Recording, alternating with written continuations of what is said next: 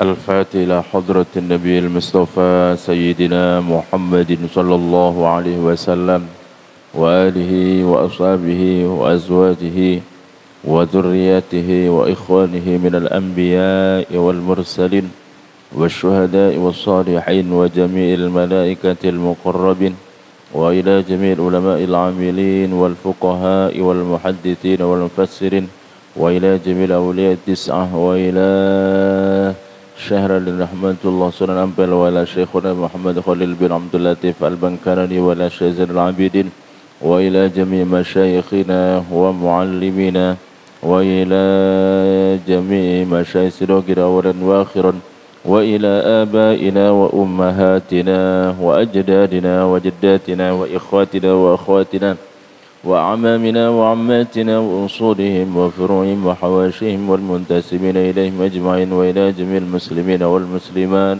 والمؤمنين والمؤمنات وإلى شيخ جلال الدين السيوطي لهم الفاتحة. أعوذ بالله من الشيطان الرجيم. بسم الله الرحمن الرحيم. الحمد لله رب العالمين الرحمن الرحيم مالك يوم الدين. إياك نعبد وإياك نستعين اهدنا الصراط المستقيم صراط الذين أنعمت عليهم غير المغضوب عليهم ولا الضالين آمين. Assalamualaikum warahmatullahi wabarakatuh. Innal hamdalillah nahmaduhu wa nasta'inuhu wa nastaghfiruh wa na'udzu billahi min shururi anfusina wa min sayyiati a'malina. May yahdihillahu fala mudilla lahu wa may yudlil fala hadiyalah. Allahumma salli wa sallim ala sayyidina Muhammad miftahi babi rahmatillah adada ma fi ilmillah salatan wa salaman daimaini bidawami mulkillah wa ala alihi wa sahbihi wa man tabi'a sunnatah wa qatada bihudah. Subhanaka la ilma lana illa ma 'allamtana innaka antal alimul hakim. Rabbi shrah li sadri wa yassir li amri wahlul 'uqdatam min lisani yafqahu qawli. Amma ba'du. Para jamaah Masjid Al-Falah yang dimuliakan Allah Subhanahu wa taala. Alhamdulillah puji syukur kehadiran Allah Subhanahu wa taala atas nikmat yang telah diberikan kepada kita, terutama nikmat hari ini kita bisa melaksanakan kewajiban kita berpuasa dan juga kewajiban-kewajiban yang lain. Kita juga sore hari ini oleh Allah Subhanahu wa taala dimudahkan untuk berada di tempat ini untuk mendapatkan ridha dari Allah Subhanahu wa taala, dan harapannya juga adalah semoga Allah Subhanahu wa taala mengampuni dosa-dosa kita. Amin Allahumma amin.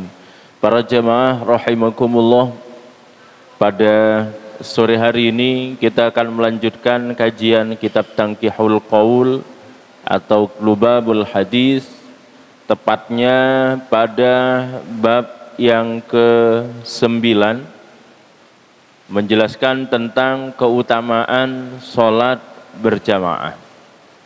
Barangkali setelah kita membacakan keutamaan sholat berjamaah yang berdasarkan hadis dan maqalah para ulama, kita yang sudah berjamaah tambah semangat berjamaahnya, dan yang belum sempat untuk berjamaah barangkali bisa termotivasi untuk melaksanakan sholat dengan berjamaah.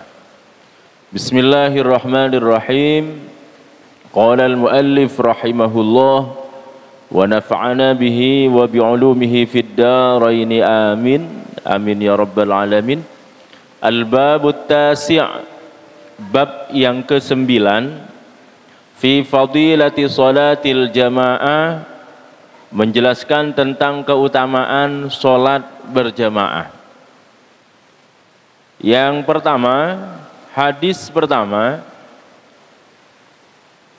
Wa an Abi Hurairah radhiyallahu anhu, diceritakan dari sahabat Abu Hurairah radhiyallahu an, qala awsani habibi Rasulullah sallallahu alaihi wasallam faqala li ya Aba Hurairah salli ma'al jamaah walau kunta jalisan fa inna Allah ta'ala yu'tika bi kulli salatin ma'al jamaati thawaba 25 salatan fi ghairil jamaah. Hadis yang pertama diriwayatkan oleh sahabat Abu Hurairah. Abu Hurairah berkata, telah berwasiat kepadaku, telah berpesan kepadaku Habibi, kekasih hatiku, yakni Rasulullah sallallahu alaihi wasallam. Apa pesan beliau? Pesan Rasulullah kepada sahabat Abu Hurairah.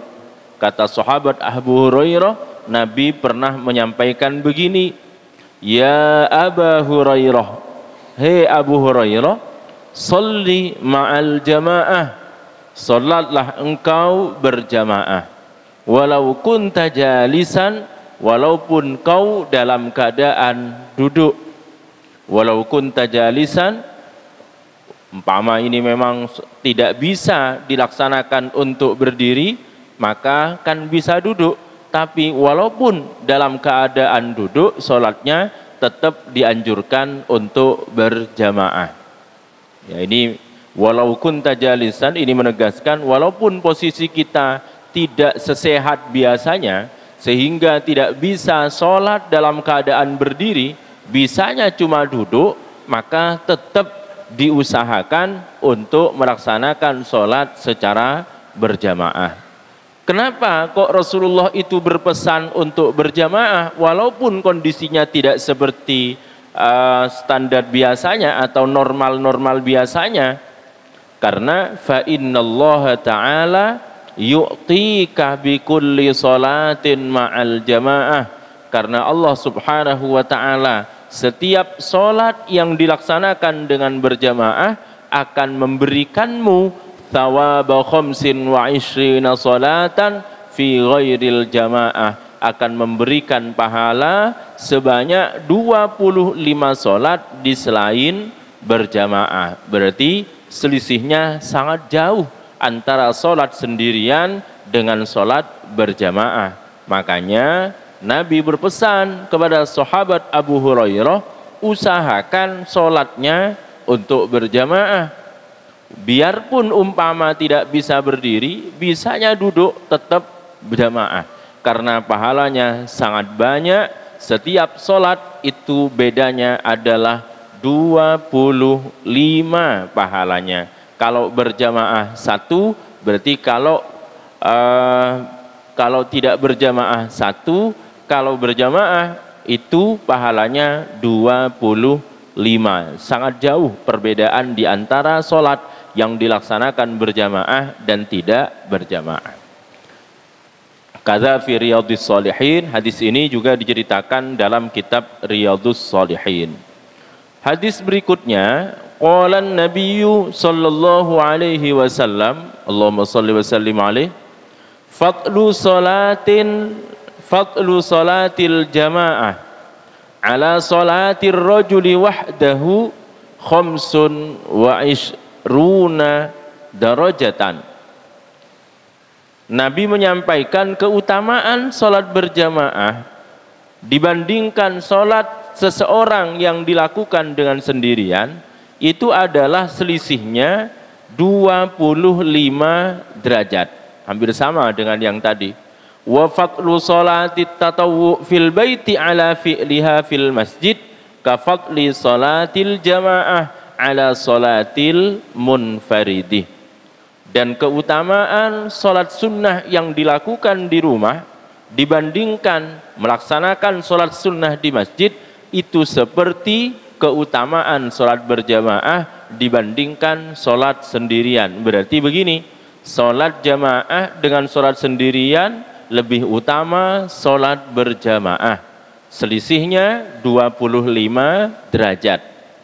Kemudian sholat sunnah di rumah dengan sholat sunnah di masjid, itu lebih utama mana? Lebih utama sholat sunnah di rumah. Kalau sholat sunnah, sunnahnya itu adalah di rumah, kecuali seperti sholat taraweh. Walaupun sholat taraweh ini ada yang mengatakan tetap lebih utama di rumah, tapi ulama menyimpulkan dengan beberapa pertimbangan, maka menyampaikan bahwa sholat taraweh itu juga lebih baik dilaksanakan di masjid secara berjamaah. Kenapa? Karena kalau umpama kita mengikuti pendapat ulama yang mengatakan sholat taraweh itu karena bagian dari sholat sunnah, kemudian sholat sunnah itu lebih baik ada di rumah, maka nanti orang-orang yang malas itu akan punya peluang untuk beralasan dari tidak sholat tarawehnya. Semisal, sampai tidak taraweh tak? Ya taraweh. Kok tidak kelihatan di masjid? Sholat taraweh di rumah, akan terus beralasan begitu. Padahal bisa-bisa tidak sholat taraweh. Tapi ketika kita mengikuti pendapat yang mengatakan kalau sholat taraweh itu lebih utama dilaksanakan di masjid, maka hal-hal yang semacam tadi, kekhawatiran seperti tadi itu tidak akan terjadi. Berarti untuk sholat taraweh ada yang mengatakan lebih utama di rumah, ada juga yang mengatakan lebih utama di masjid. Hanya di zaman seperti sekarang, biar tidak dibuat alasan orang-orang yang malas untuk tidak sholat taraweh, maka kita mengikuti pendapat ulama yang difatwakan itu seharusnya adalah yang lebih utama dilaksanakan di masjid.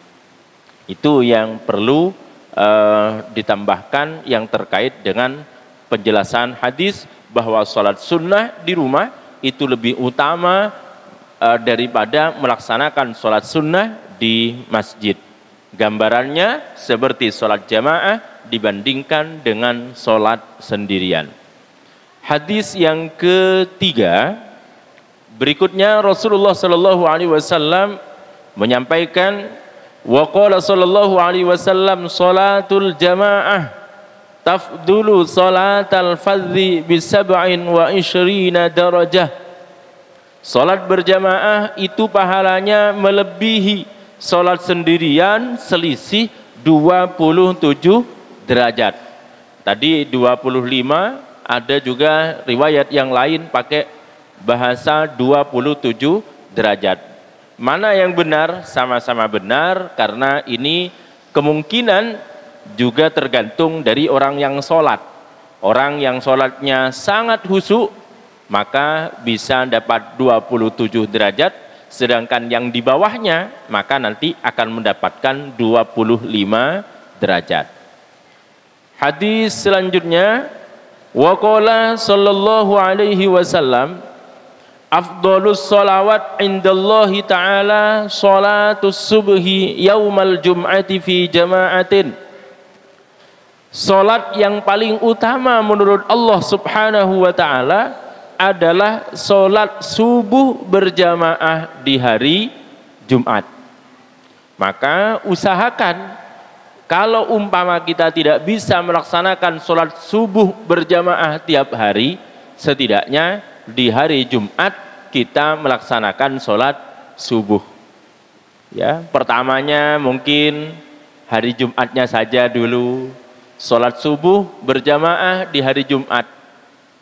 Mungkin yang tidak pernah berjamaah di hari Jumat, sholat subuhnya tidak pernah berjamaah, dicoba satu saja dulu, yakni pas malam Jumat. Malam Jumat atau Jumat pagi subuh melaksanakan subuh berjamaah.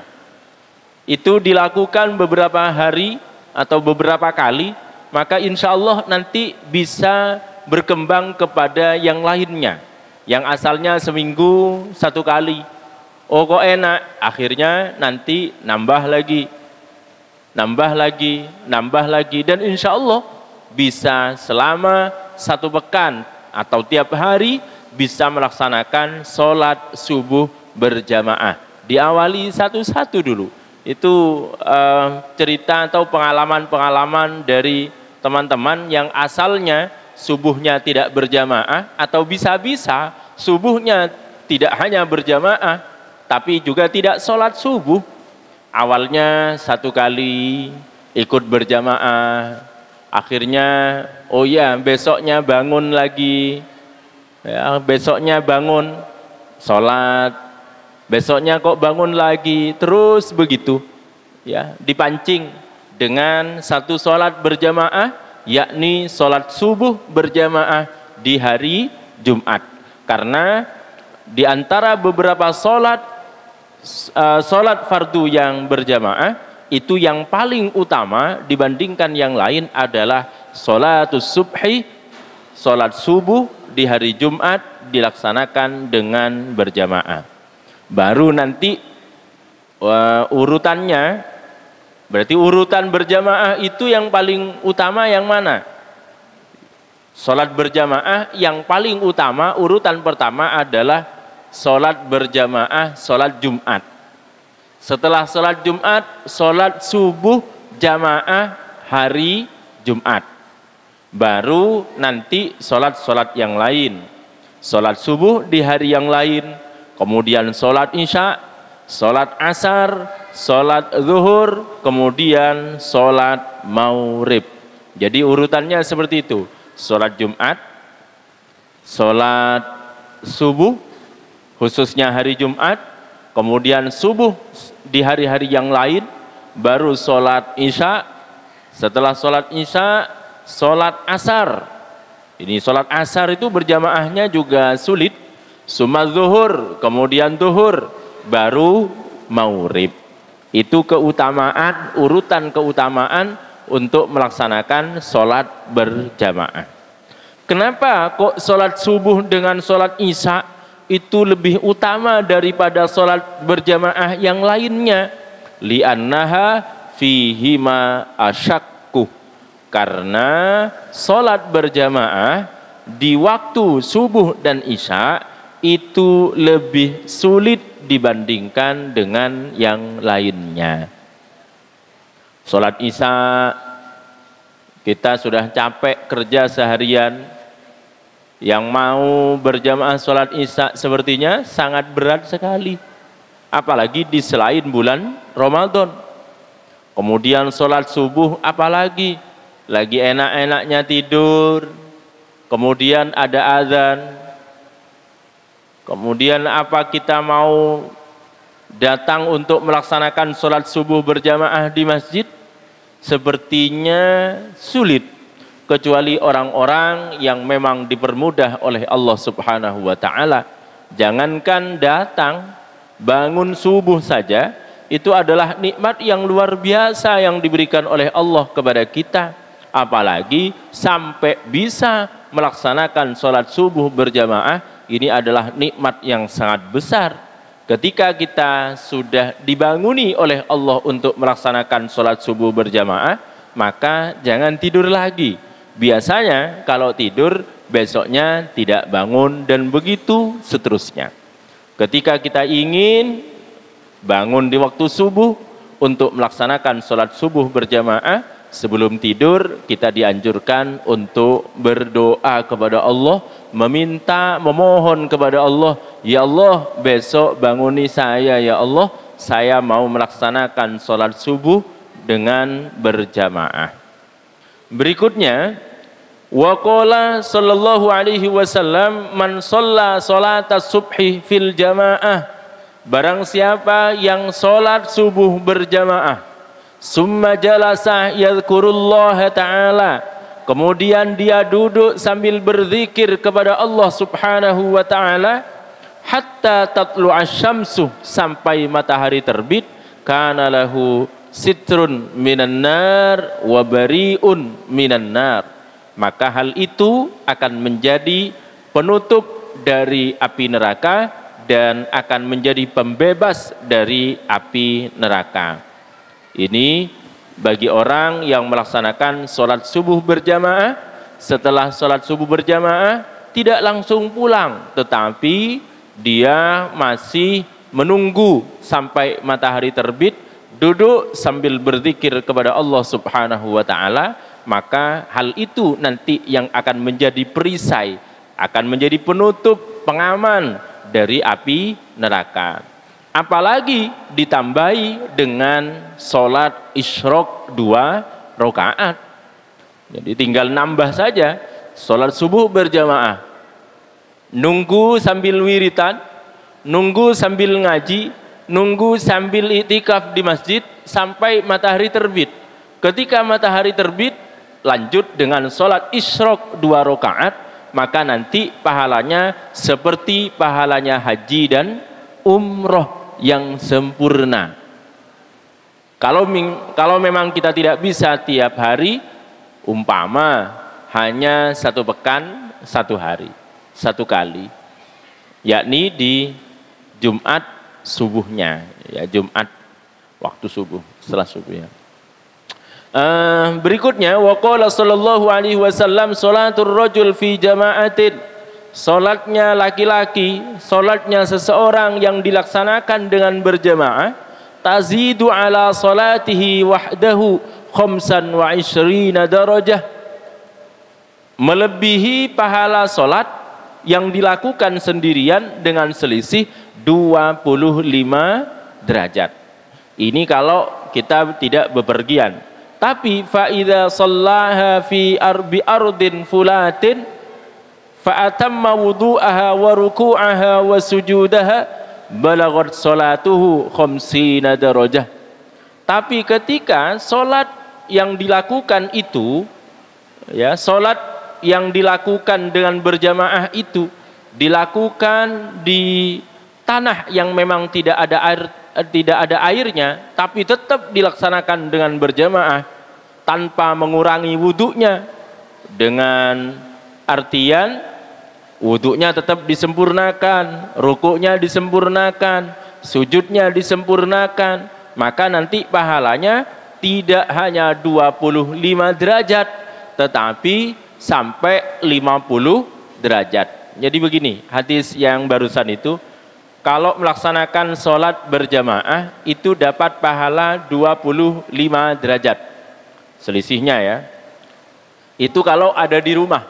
Kalau kita bepergian tapi masih melaksanakan sholat itu dengan cara berjamaah, menyempurnakan rukuk, menyempurnakan sujud, menyempurnakan wudhunya, maka pahalanya maka pahalanya dilipat gandakan menjadi bukan hanya 25 tapi 25 kali 2, berarti menjadi 50. Karena sulit orang ketika bepergian mau melaksanakan dengan berjamaah, sholat berjamaah itu sangat sulit, melebihi sulitnya melaksanakan sholat berjamaah ketika tidak bepergian. Makanya ketika ada orang bepergian kemudian masih bisa menjaga sholatnya dengan cara melaksanakan berjamaah, maka nanti pahalanya adalah 25 derajat kali 2, yaitu 50 derajat. Selanjutnya, waqala sallallahu alaihi wasallam, man adrakal jama'ata 40 yawman kataballahu lahu bara'atan minan nar wa bara'atan minan nifaq. Barang siapa yang nututi salat berjamaah selama 40 hari, maka Allah akan menulis baginya, dia akan terbebas dari api neraka dan akan dibebaskan dari kemunafikan. Yang dimaksud dengan nututi jamaah itu dalam hadis ini adalah dianjurkan orang itu nututi takbiratul ihram bersama dengan imam. Jadi ada beberapa fadilah yang akan didapatkan oleh seseorang. Satu, ketika berjamaah macam-macam. Satu, fadilah takbiratul ihram bersama imam. Itu keutamaan. Ya, salah satu keutamaannya begitu. nututi keutamaan takbiratul ihram bersama imam.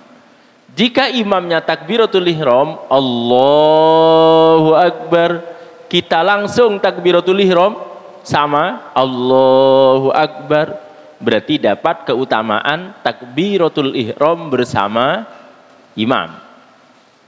Ya. Nututi takbiratul ihram bersama imam. Ada takbiratul ihram, ada keutamaan berjamaahnya. Ada keutamaan juga mendapatkan 1 rakaat bersama imam. Tapi diusahakan kita nututi takbiratul ihram bersama dengan imam. Jadi walaupun nanti takbirnya belakangan tidak apa-apa, tapi tetap kita usahakan nututi takbiratul ihram bersama dengan imam. Jadi tidak usah nunggu nanti. Kan banyak orang biasanya kalau tarawih ataupun sholat-sholat yang lain, baru setelah waladdallin amin baru takbir. Biasanya begitu. Tidak apa-apa, ya tidak apa-apa, cuma tidak mendapatkan keutamaan nututi takbiratul ihram bersama imam. Apalagi sholat witir terakhir, biasanya kul huwallahu ahad sampai kul a'udzu birabbin nas. Ketika kul huwallahu ahad biasanya santai-santai, baru setelah kul a'udzu birabbin nas baru bangun kemudian ikut takbir. Maka ini nanti tidak mendapatkan keutamaan takbiratul ihram bersama dengan imam. Jadi tetap ada nilai pahalanya. Yang nututi mulai dari awal, mulai dari takbiratul ihram, tidak sama pahalanya dengan yang nututi di akhir. Hampir ruku kan tidak apa-apa, yang penting masih nututi ruku bersama imam. Iya, memang tidak apa-apa, tapi pahalanya tetap lebih banyak yang nututi dari awal. Itu lebih banyak itu.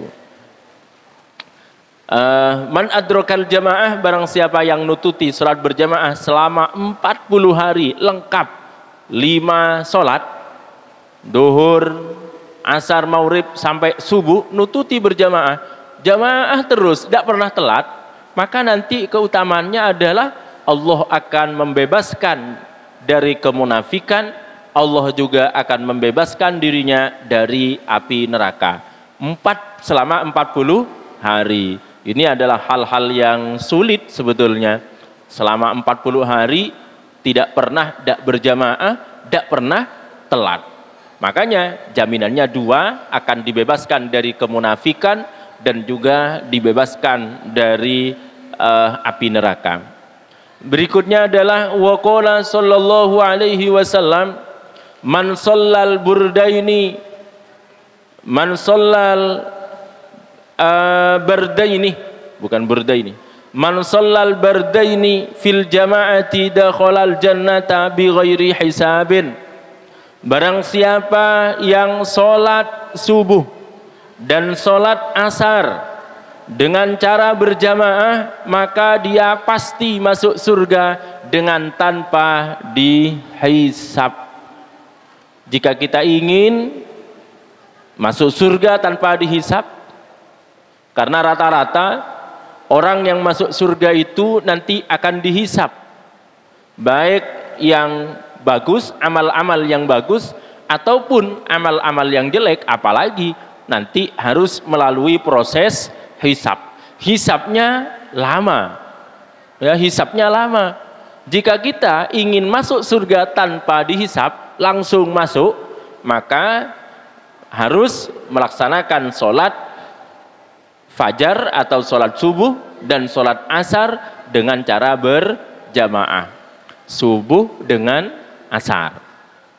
Sholat subuh dengan asar dalam hadis itu diungkapkan dengan kata-kata sholat yang dingin. Kenapa? Karena pelaksanaannya memang dilaksanakan pada saat dingin. Kalau subuh itu memang waktunya hawanya masih dingin. Asar sudah lumayan dingin dibandingkan dengan sholat duhurnya. Maka keistimewaannya adalah orang yang melaksanakan sholat subuh dan sholat asar dengan cara berjamaah, maka nanti dia akan dijamin oleh Allah masuk surga tanpa ada hisabnya. Tanpa ada hisab, tidak usah dihisab, langsung masuk surga. Karena proses hisab itu juga lama. Bayangkan kita antri saja di dunia, antri, kemudian setelah antri lama, mulai dari pagi sampai malam, kemudian setelah nyampe pada antrian, ternyata masih dihitung, ininya ada yang kurang, ininya ada yang kurang, harus balik lagi, dilengkapi, kan begitu. Itu juga sulit. Lah, biar kita tidak usah ada hisab, ketika mau masuk surga sangat mudah, maka caranya adalah melaksanakan sholat subuh dan sholat asar dengan cara berjamaah. Hadis berikutnya, man syahida sholatal jamaah kataballahu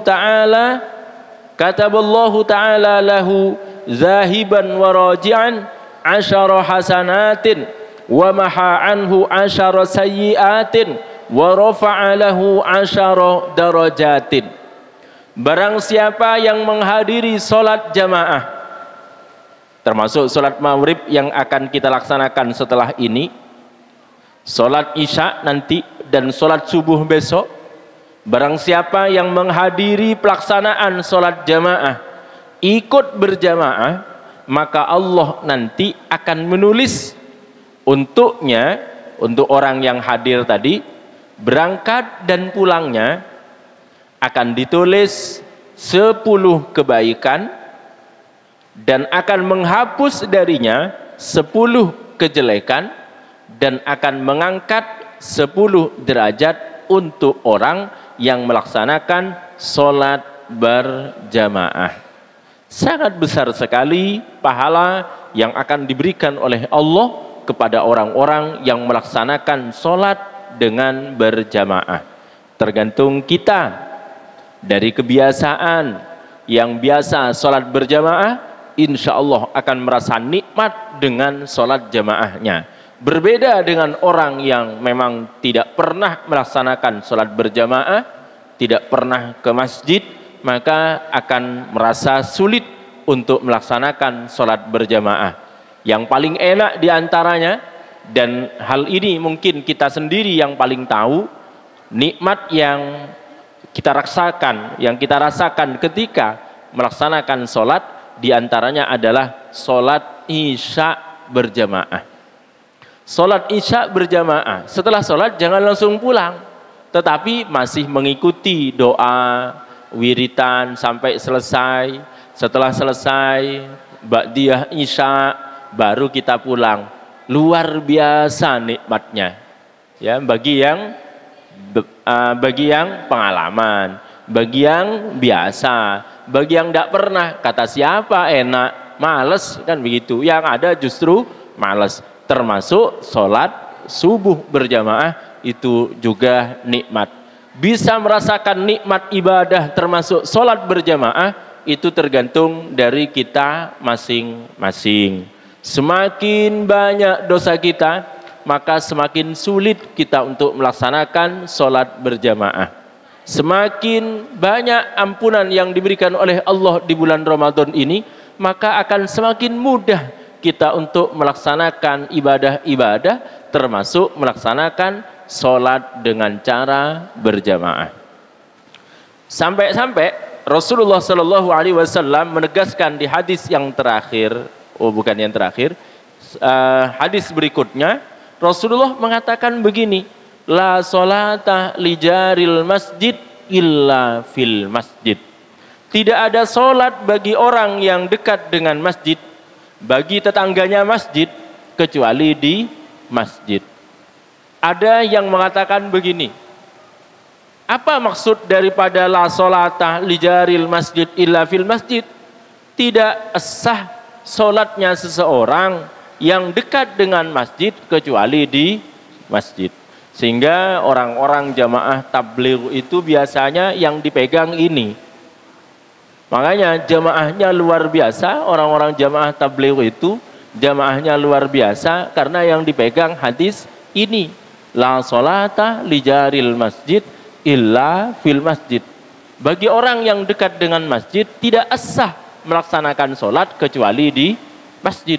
Makanya jamaahnya luar biasa karena berpegangan kepada hadis ini dan diartikan sholatnya tidak sah kecuali dilaksanakan di masjid. Tapi pendapat yang kedua mengatakan tentang hadis ini, yang dimaksud dengan hadis la sholata li jaril masjid illa fil masjid itu adalah tidak sempurna, bukan tidak sah, tapi tidak sempurna sholatnya seseorang yang dekat dengan masjid kecuali di masjid. Nah, kita pakai yang nomor 2 ini. Makanya males yang mau ke masjid karena kata siapa ada sah? Sah. Itu yang dimaksud adalah tidak sempurna, tapi kan tetap sah. Makanya kita pakai yang kedua. Ya, pakai yang kedua yang tidak mengatakan tidak sah tapi tidak sempurna. Salat bagi orang yang dekat dengan masjid tidak sempurna kecuali dilaksanakan di masjid. Ya, tapi tetap kembali kepada diri kita masing-masing. Walaupun dekat dengan masjid, bisa-bisa tidak sholat berjamaah di masjid. Bisa-bisa walaupun dekat dengan masjid juga tidak sholat. Bisa seperti itu. Berikutnya hadis yang terakhir di bab ke-9 ini masih tetap menjelaskan tentang keutamaan sholat berjamaah. Dikatakan sholatul jamaah, sholatul jamaah rahmatun wa hiya khairun minad dunya wa ma fiha. Sholat jamaah itu adalah rahmat, dapat mendatangkan kasih sayang dari Allah Subhanahu wa ta'ala. Dan sholat berjamaah itu khairun, lebih baik, minad dunya wa ma fiha, daripada dunia dan isinya. Ini dari hebatnya sholat berjamaah sampai demikian. Wal jama'atu rahmatun, berjamaah itu dapat mendatangkan rahmat Allah, dapat menyampaikan pada rahmat Allah, dapat menyebabkan datangnya rahmat dari Allah Subhanahu wa ta'ala. Bareng-bareng orang Islam, ya, kumpul-kumpul bersama orang Islam, kumpul-kumpul semacam ini, itu dapat mendatangkan rahmat. Kumpul-kumpul ada yasin tahlil, itu juga mendatangkan rahmat Allah. Kumpul-kumpul majelis ta'lim, itu juga rahmatun, dapat mendatangkan rahmatnya Allah. Sebaliknya wal furqatu azabun, sedangkan berpisah dari mereka, menjauh dari mereka orang-orang Islam, itu dapat menyebabkan datangnya azab. Kenapa? Karena ketika kita salah, tidak sama dengan yang lain, ya, jauh dari mereka, tidak kumpul-kumpul dengan umat Islam, dengan orang-orang yang punya ilmu, maka kita nanti akan semakin jauh.